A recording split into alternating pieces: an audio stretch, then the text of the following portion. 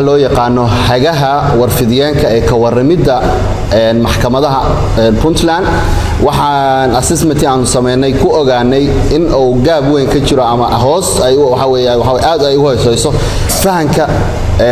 warfidiyeenada ama dadka ka howlgala warbaahinta marka loo eego arimaha garsoorka iyo ka warbixinta dacwadaha iyo kiisaska ka socda maxkamadaha waxa muhiim noqotay marka in anagoo la tashanayna xafiiska xeer ilaalinta Puntland iyo maxaa la yiraahdaa looyaro madax banaan map ay maxaa la yiraahdaa ay isku hawsha inay samayso manual ama buugyara ama gacan ku qabsi wax yar ah oo maxaa la yiraahdaa wariyaha Puntland ka howlgala ka caawinaysa in uu maxaa la yiraahdaa fahan u yeesho maxaa la yiraahdaa sida uu nidaamka garsoorka Puntland u shaqeeyo way fiican tahay wariyaha caafimaad ka waramaya inuu caafimaadka yaqaano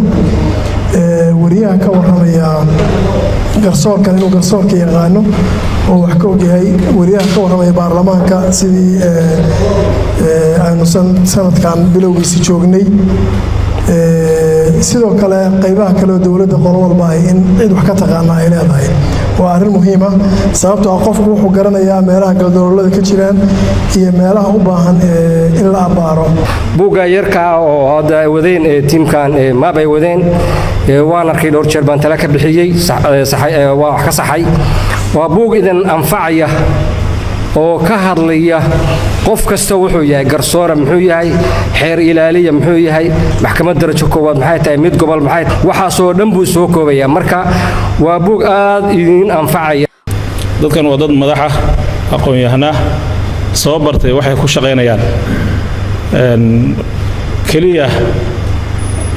hay'adatan garsoorka iyo noocyada iyo qisay u qaybsantay baa la fiirinaya maaha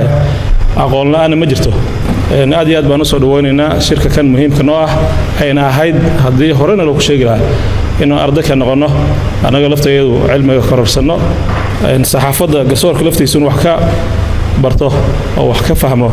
oo garsoorka laftiisa uusan ninka saxafiga madaxa bannaan oo shaqadiisa gudanaya sidoo uu ixtiraami lahaa ama dhaqanka anshaxa saxaafadda garsoorka laftiisa in lagu tababaro muhiimad bay noo leedahay waxay noqonaysaa insha Allah kalkan markaan ku guuleysano ka baxno inaan arrintaas noogu xigi doonto